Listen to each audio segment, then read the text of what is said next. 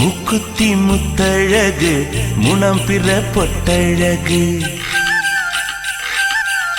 பொள்ளாச்சி மண்ணில் விளைஞ்ச நெல்லுமணி பல்லழகு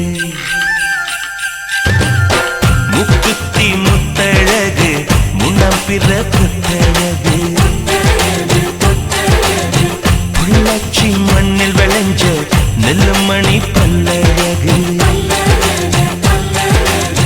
பத்து விரல்